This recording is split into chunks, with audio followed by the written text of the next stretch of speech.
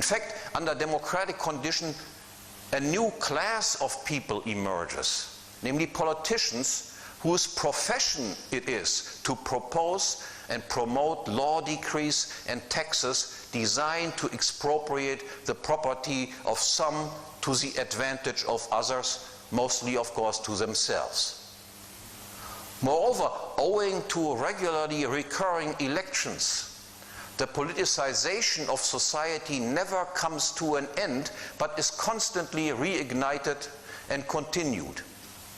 Legal uncertainty or lawlessness is thus heightened, and social time preferences will rise still further. That is, increasingly shortening the time horizon taking into consideration in one's action plans.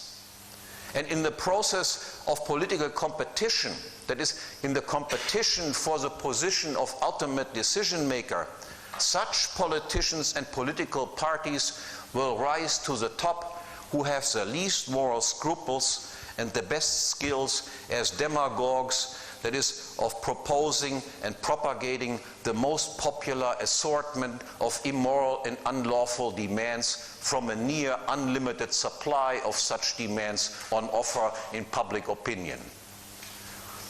On the other hand, as the other side of the same coin, democracy will lead to increasing corruption.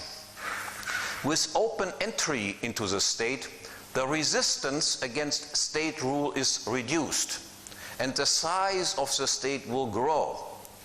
The number of state employees and administrators will increase, and because their income and livelihood is dependent on the continuation of state power to legislate and to tax, they will, not necessarily, but most likely, become reliable and loyal supporters of the state. In particular, the class of intellectuals, that is, the producers of words, the wordsmiths, in contrast to the producers of things, namely the manufacturers, will thus be bought off and corrupted, because there is little and highly fluctuating market demand for words rather than things. Intellectuals, because of that, are always desperate for any help they can get to stay afloat. And the state, in permanent need for ideological support for its relentless onslaught against natural law and justice, is only too willing to offer such help and employ them as public educators in exchange for the appropriate propaganda. Yet it is not only state employees that are so corrupted. Tax revenue and the state's range of control over other non-monetary assets and holdings will far exceed what is necessary to employ and equip its own workers. The state can also disperse income and assistance to various members of civil society. The loyalty of the poor and downtrodden, for instance, can be assured through so-called welfare programs. And the rich and the captains of industry, and indirectly, of course, also their employees, can be corrupted through government privileges, contracts, interest-bearing government bonds, and so forth. And this same policy can be used also for the purpose of dividing the members of civil society so as to more easily control an increasingly factionalized or atomized population, the policy of divide et impera. Now, while the principal direction of social evolution can be safely predicted based on a few elementary assumptions about the nature of men, the state, and of democracy in particular, all details concerning the process of decivilização remain, of course, uncertain and unclear. And to be more specific, one must look at history. In particular, one must look at the last 100 years. That is the history since World War I in 1918, when modern democracy came into its own, displacing the former monarchical system. Now, while this history confirms the general prediction, the actual results are truly horrendous, surpassing even the worst fears. As far as moral degeneration and corruption is concerned, and taking only the US as a dominant example and model of a democratic state into consideration, a few indicators shall suffice as an illustration.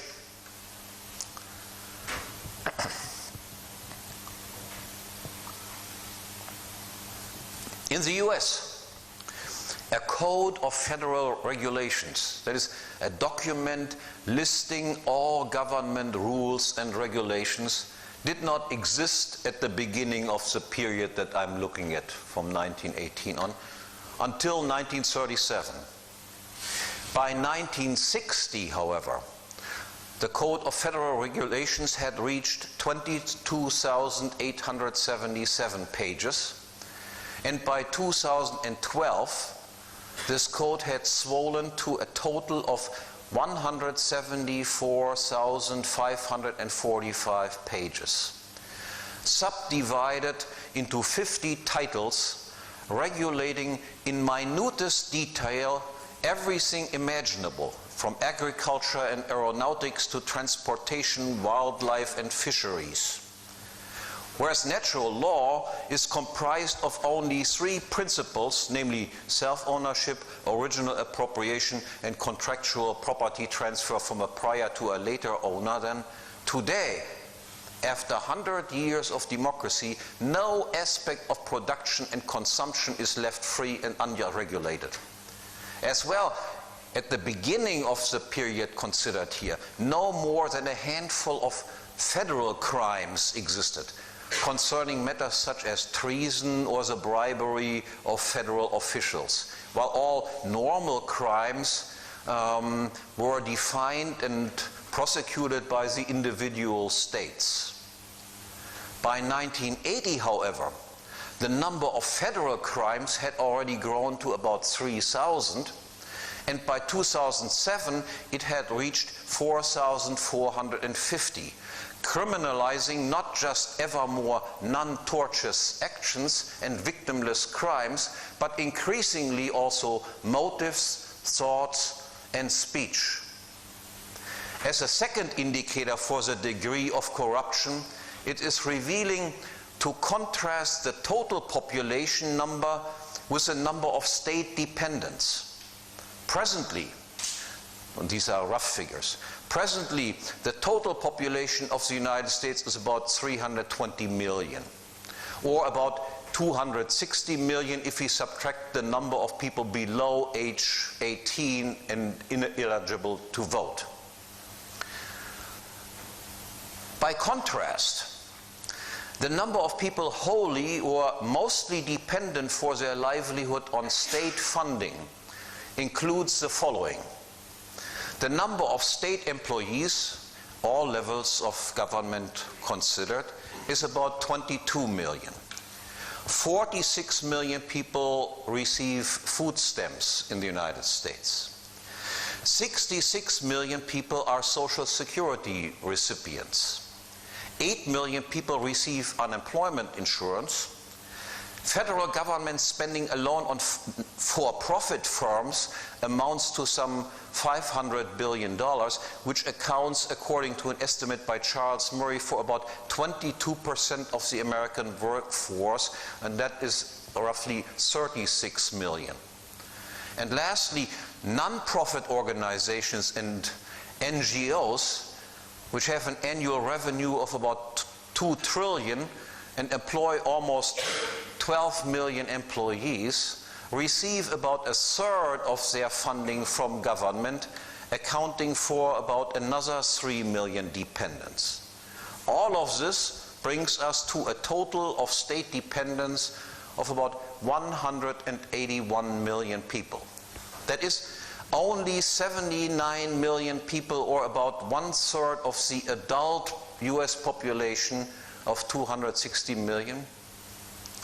There's 1/3 of them can be said to be financially wholly or largely independent of the state. whereas close to 70% of the US adult population, or 57% of the total population, are to be counted as state dependents. Finally, as a third indicator of moral degeneration and corruption, a look at the top of the democratic state system is instructive, namely at the politicians and political parties who run and direct the democratic show. In this regard, whether we look at the US or any of its satellite states in Europe and all around the globe, the picture is equally unambiguous and clear, and equally bleak. If measured by the standards of natural law and justice, all politicians of all parties, and virtually without any exception, are guilty, whether directly or indirectly, of murder, homicide, trespass, invasion, expropriation, theft, fraud, and the fencing of stolen goods on a massive and ongoing scale. And every new generation of politicians and parties appears to be worse and piles even more atrocities and perversions on top of the already existing mountain, such that one feels almost nostalgic about the past. They should all be hung, rot in jail, or be forced and busy making compensation.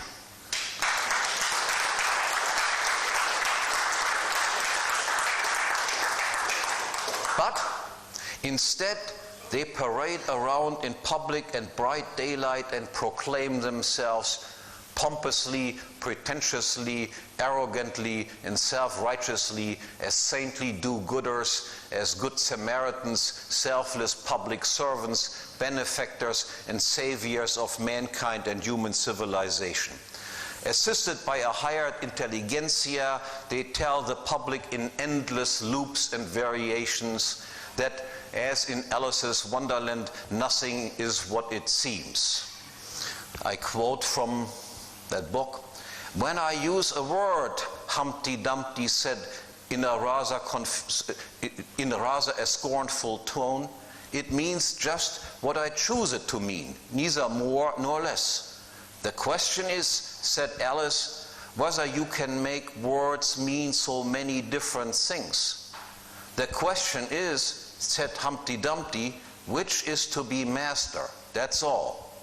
And it is politicians who are the masters and who stipulate that aggression, invasion, murder, and war are actually self-defense, whereas self-defense is aggression, invasion, murder, and war. Freedom is coercion, and coercion is freedom. Saving and investment are consumption, and consumption is saving and investment. Money is paper, and paper is money. Taxes are voluntary payments, and voluntarily paid prices are exploitative taxes. Contracts are no contracts, and no contracts are contracts. Expropriation is restitution, and restitution is expropriation. Indeed, what we can see, hear, or otherwise sense does not exist, and that which we cannot see, hear, or otherwise sense does. The normal is anormal, and the anormal is normal. Black is white, and white is black. Male is female, and female is male. Worse, the overwhelming majority of the public, far exceeding even the number of state dependents, falls for this nonsense. Politicians are not despised and ridiculed, but held in high esteem, applauded, admired, and even glorified by the masses. In their presence, and in particular in the presence of top people, most people show themselves awestruck, submissive, and servile. Indeed, even those opposing or denouncing one particular politician or party do so almost always only to propose or hail yet another, different, but equally absurd and confused politician or party. And the intelligentsia, which finds its own verbal mumbo-jumbo echoed in the blabberings of this or that politician or political party, virtually drools over them. And on the other hand, the number of those who still hold onto the principles of natural law and justice as the basis of all moral judgment and who assess the contemporary world accordingly as some sort of absurdistan, that is, as an insane asylum run by crazed megalomaniacs, makes up no more today than a minuscule minority of the population, smaller in size even than the infamous 1% of the super rich of leftist fame, but with little overlap with this 1%. And teenier still is a minority of those who recognize also, however vaguely, the systematic cause of this outcome. And all of these, that is, the few sane people left within the asylum, these people are then under constant threat by the guardians and wardens of this absurdistan called democracy, and are branded as Neanderthals, reactionaries, extremists, pre-enlightenment dum-dums, sociopaths, or even scum.